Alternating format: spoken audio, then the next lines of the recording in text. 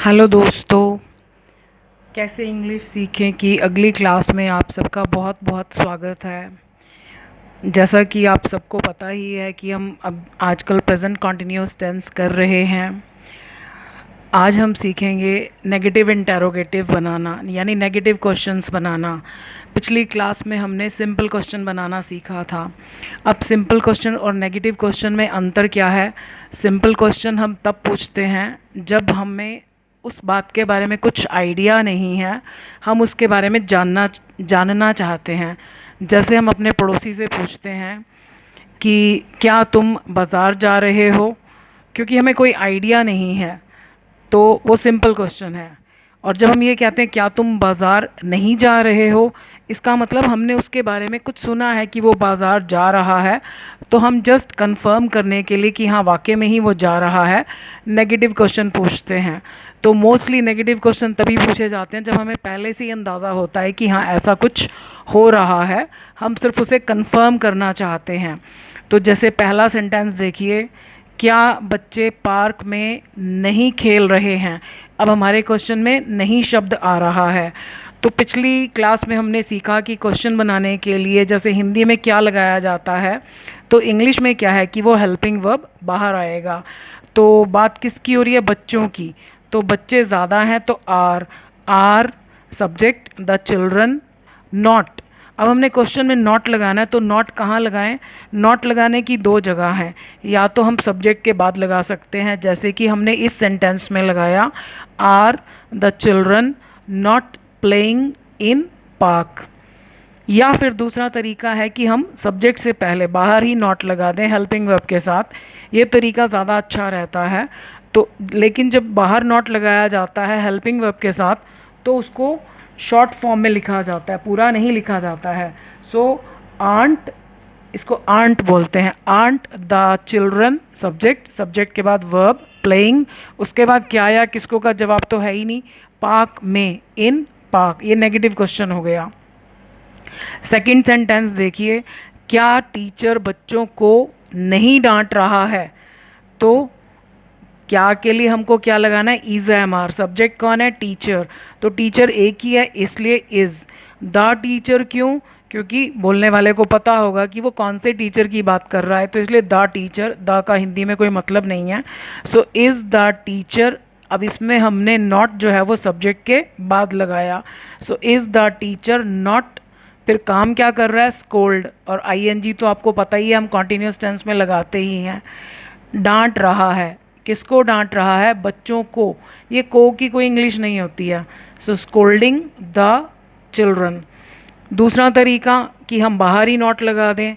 So isn't the teacher subject verb scolding the students. क्या वे मिठाइयाँ नहीं बना रहे हैं? सो अब सब्जेक्ट कौन है? वे। तो वे के लिए क्या आएगा? Are. So are subject, they subject के तुरंत बाद नॉट, फिर वर्ब, काम क्या है? मेकिंग, क्या? स्वीट्स। तो स्वीट्स क्या है हमारा? ऑब्जेक्ट, क्योंकि वर्ब के बाद जो क्या या किसको का जवाब में हमें व्यक्ति या वस्तु मिलता है उसको ऑब्जेक्ट बोलते हैं। और इसका दूसरा तरीका, हम आर के साथ ही नॉट लगा देते हैं, तो ये हो जाएगा आंट। इसको आरंट नहीं बोलते, आंट सब्जेक्ट, दे सब्जेक्ट के बाद वर्ब, मेकिंग, क्या? Sweets. Aren't they making sweets. क्या मैं खुश नहीं दिख रहा हूँ? तो दिख रहा, खुश दिख रहा है कौन? मैं। तो सब्जेक्ट मैं। तो इसके लिए क्या के लिए क्या आएगा? एम, क्योंकि आई के साथ एम आता है। So am subject, I subject के तुरंत बाद नॉट, फिर काम क्या है? दिखना, look, I N G, looking. क्या नहीं दिख रहा? हैप्पी। या कैसा नहीं दिख रहा? हैप्पी। ये हैप्पी हमारा ऑब्जेक्ट नहीं है। मैंने आपको कल भी बताया था कि क्या का जवाब यदि कोई व्यक्ति या वस्तु है तभी उसको हम ऑब्जेक्ट बोलते हैं। अब ये हैप्पी ना तो कोई व्यक्ति है ना ये कोई वस्तु है, बल्कि ये एडजेक्टिव है, ये विशेषता है व्यक्ति की कि मैं कैसा दिख रहा हूँ? खुश। अब एम के साथ जब हम नॉट लगाते हैं तो वो एमंट नहीं बनता। बाकियों में हमने जैसे जैसे लगाया नॉट, तो उनकी ऊपर वाले की शक्ल में कोई चेंज नहीं आया, वो एज इट इज़ ही हमने लगा दिया, साथ में नॉट लगा दिया। आर का हमने आंट कर दिया, इज़ का हमने इजंट कर दिया, लेकिन एम के साथ जब नॉट लगाया जाता है तो वो आर में चेंज हो जाता है, तो ये आंट हो जाएगा, आंट आई। जबकि नॉर्मली आई के साथ आर नहीं लगता, लेकिन ये रूल है कि जब आप एम और नॉट को इकट्ठा लिखने की कोशिश करेंगे तो वो हमेशा आंट में चेंज हो जाता है, क्योंकि एमंट कोई शब्द नहीं होता है। सो आंट आई लुकिंग क्या हैप्पी। लास्ट सेंटेंस, क्या किसान बीज नहीं बो रहे हैं। अब हम जब हिंदी से इंग्लिश करते हैं तो हम अक्सर गड़बड़ कर देते हैं कि यहाँ हमें किसान नज़र आया तो हम सोचते हैं कि एक ही किसान है। सेंटेंस का एंड हमेशा ध्यान से देखना चाहिए। अब इसमें बो रहा है नहीं लिखा, बो रहे हैं, तो रहे हैं का मतलब क्या है कि ज़्यादा हैं। अब हम यहाँ पर किसानों तो नहीं लिख सकते, अगर हम लिखें क्या किसानों बीज नहीं बो रहे हैं तो वो गलत हो जाएगा। तो कोई भी सेंटेंस पढ़ें, लास्ट के 2-3 शब्दों को बहुत ध्यान से पढ़ें। एक तो हमें उससे टेंस पता चलता है और एक हमें ये भी पता चलता है कि हमारा सब्जेक्ट सिंगुलर है या प्लूरल है, यानी एक की बात हो रही है या ज़्यादा की बात हो रही है। तो किसान बहुत सारे हैं, आर द फार्मर्स। हमने दा क्यों लगाया, क्योंकि हम उन्हीं किसानों की बात कर रहे हैं जो बीज बो रहे हैं या नहीं बो रहे हैं, हम पूरी दुनिया के किसानों की बात नहीं कर रहे हैं। सो आर द फार्मर्स, सब्जेक्ट के बाद नॉट, नॉट उसके बाद काम, बोने की इंग्लिश होती है सो, सो के साथ आई एन जी, सोइंग क्या, द सीड्स।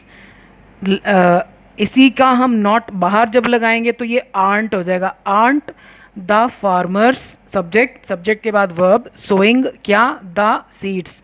तो आज हमने सीखा कि जब हमने नेगेटिव क्वेश्चन बनाना है, यानी क्वेश्चन में जब नहीं आए तो वो नहीं कहाँ पर लगाना है, या तो सब्जेक्ट के फ़ौरन बाद या फिर बाहर ही लगा दिया जाए। तो आज के लिए बस इतना ही। तो मिलते हैं अगली वीडियो में, जो कि प्रेजेंट कॉन्टिन्यूस टेंस की लास्ट वीडियो होगी, जिसमें हम सीखेंगे कि अब हमें आंसर्स कैसे देना है। फिर उसके बाद हम इस टेंस को रिवाइज करके फिर आगे चलेंगे। तो उम्मीद है कि आपको कुछ और चीज़ें क्लियर हुई होंगी। तो अगली वीडियो में मिलते हैं। थैंक यू, धन्यवाद।